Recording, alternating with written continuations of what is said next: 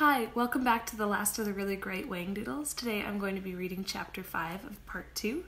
In yesterday's reading, we left the children coming back down the river in the jolly boat after they had just passed the oily Proc and some mysterious creature.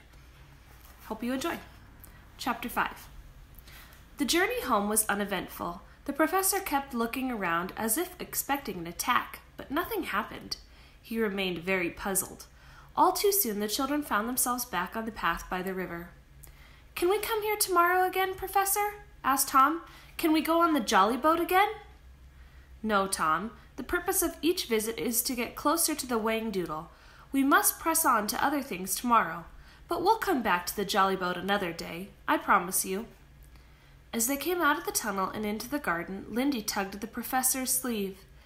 "This was the best afternoon in the whole world," she said. The professor looked pleased. "I'm glad you liked it. I enjoy it too. My instincts must have been correct. Our second trip came sooner than the Proc expected, though I still don't understand why the wiffle bird kept saying the same thing over and over again.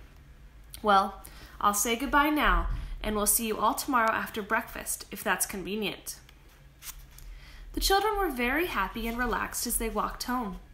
Ethel cooked them a good dinner, and they discovered that in spite of all that ice cream they had eaten, they were still very hungry.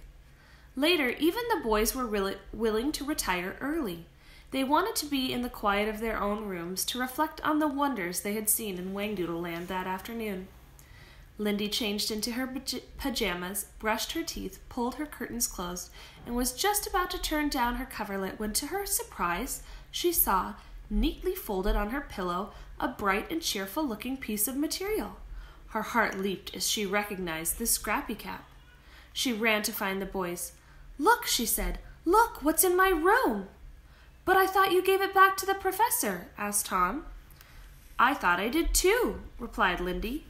"Well, don't worry about it. Just keep it safe and give it back to him tomorrow." Long after the lights went out and the house became quiet, Lindy lay in bed clutching the hat and trying to recall why she had not remembered to give it back to the professor. She hoped he would not miss it. He might be upset. She took the Scrappy Cap from beneath the blankets and gazed at it in the moonlight. It certainly was pretty. On impulse, she put it on her head and tied the ribbons beneath her chin.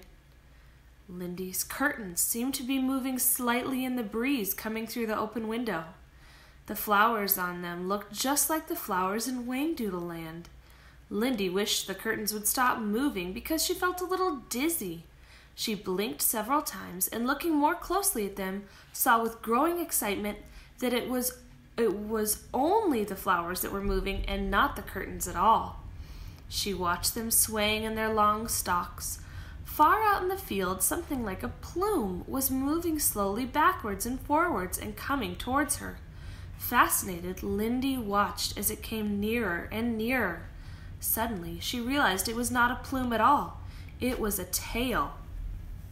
The flowers at the edge of the field parted, and into her room stepped the most wonderful creature that Lindy had ever seen. It was a cat, but no ordinary cat.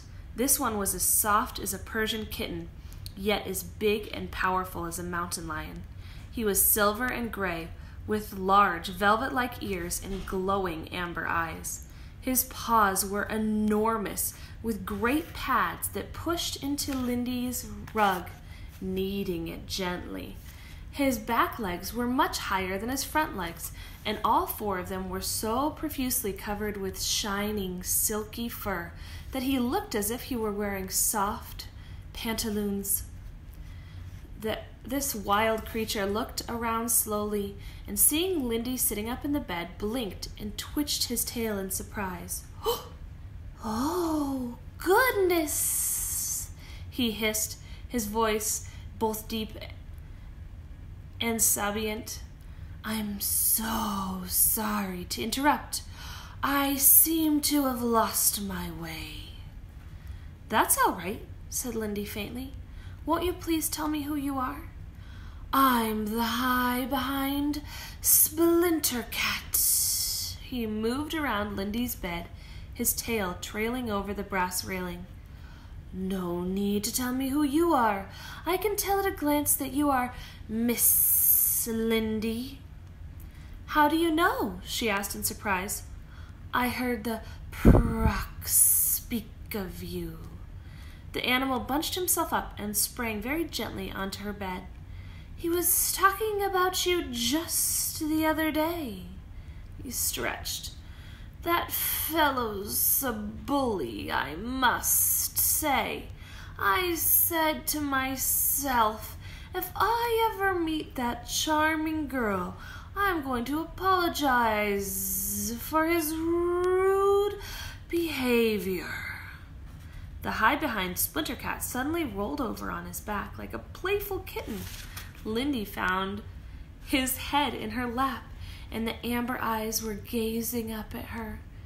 "I wonder if you'd do me a tremendous favor." "Why, of course." Her hands started to stroke the silky fur. "Would you, could you just scratch beneath my chin a little? Ooh, that's the spot." A dreamy look came over his face. He pushed his nose against Lindy's hand and then rolled over again. Now just on my back, by the tail. Thank you so much. You don't know how long it's been since anyone did that for me." Lindy rubbed and scratched the creature, and the creature responded by arching its back sharply, so that Lindy had to stand up in bed in order to continue petting him. This gave the Splinter Cat the opportunity to wind himself around Lindy's legs, and his tail passed under her chin and over her shoulder. Then quite suddenly he sprang down from the bed. "Do you mind if I look around?" he asked, stretching once again. "I love seeing people's pads. This is perfectly delightful." Lindy quickly got out of bed. She didn't want to miss 1 second of her visit with this interesting creature. "Is there something I should call you?" she asked. "I mean, do you have a name?" "Oh, you can call me Kitty if you like, or Fluffy. How about Rover?" "But Rover's a dog's name," Lindy giggled. The cat's tail whisked around her face to stifle the sound. "Shh! We mustn't wake anyone. They'll be bound to spoil the fun." The cat suddenly tensed. "Wait a minute. Look out!" He crouched low and then gave a mighty leap forward. Lindy wasn't sure what was happening until she saw that the silky creature had a hold of a little toy mouse. "Be careful," she cried. "That's my favorite toy." "I thought it was a real one." "Oh, look what I've found." He produced a large bowl of wool from beneath Lindy's bed and proceeded to play with it. He patted the ball and ran after it, then tossed it in the air and rolled it on his back to catch it. Lindy sat on the floor entranced as the hide-behind Splinter Cat executed a dazzling display of tricks. "Oh, this is such fun." The cat threw the ball again. It bounced high off his head. "I simply adore string." He caught the ball with his tail and lobbed it to the length of the room. "Excuse me," he skidded across the floor. "Got it. Just give me a ball of wool to play with, and I'm an absolute sucker." After several moments of play, the cat stretched out beside Lindy on the floor. His tail twitched from side to side, and he began to start purring loudly. "This has been sensational. How glad I am that I passed this way. You're a sweet girl." He nuzzled close to her and then yawned, revealing a startling row of sharp teeth. "I suppose I should be getting along now." "It's quite late." "Oh, must you go so soon?" Lindy was dismayed. You've hardly been here any length of time." "I'm afraid I must. I don't want to go, but the beastly Proc might discover that I'm missing. How I wish that I could take you home with me and show you my pad." "Do you have a lovely pad?" asked Lindy. hoping that if she kept the conversation going, she might keep him a little longer. Well, it's a rather special pad, and that it's made of silk and satin with tassels, of course. The cat got to his feet. That sounds fabulous, Lindy breathed. I would love to see it. Do you suppose I ever could? His fluffy tail stroked her cheek. Well, I'm not sure if the proc would allow it, but you could take a peek now if you really want to, because I know he's sleeping. Gosh, I don't know. Lindy was hesitant. It's very nice of you, but I don't think the professor would want me to do anything like that. Of course. I'm a silly, silly cat to suggest it. He padded slowly to the curtains. Well, so long, Miss Lindy. It's been smashing. Oh, wait, Lindy cried desperately. Will I ever see you again? I doubt it. The cat seemed dejected. Lindy saw that the beautiful eyes were moist. There was a long pause. You know, it occurs to me that if you did come with me, we'd only be gone for an hour, maybe less. The risk would be small because everyone is asleep. Lindy had a sudden idea. Do you think I could wake my brothers? Do you think they could come too? I'd feel a little bit better about it then. Gracious, no. The cat's eyes flew wide open and his hair stood on end. No, boys, please. They're always throwing things and pulling tails. Besides, we get on so well, and they just spoil the fun. That's true, said Lindy. You're quite sure we could be back in an hour?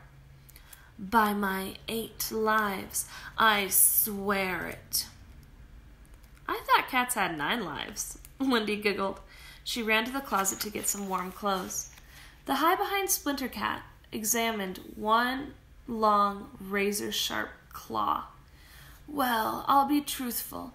I had a little scrape a few years ago, and I suffered rather a setback. You mean you lost a whole life? Asked Lindy. It was really silly of me, but I got carried away for a moment.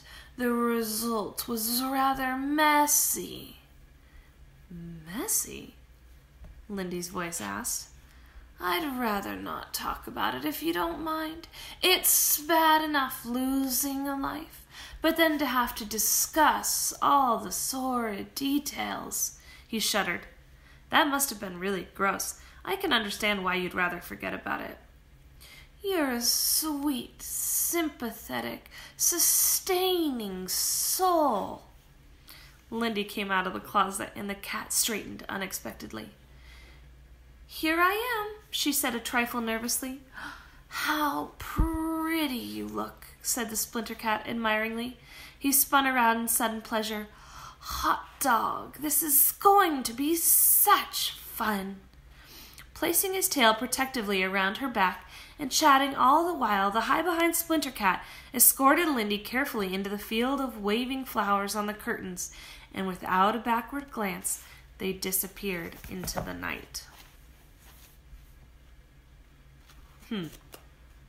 What do you think about this high-behind Splinter Cat? Do you think he's a good fellow or a bad fellow, or...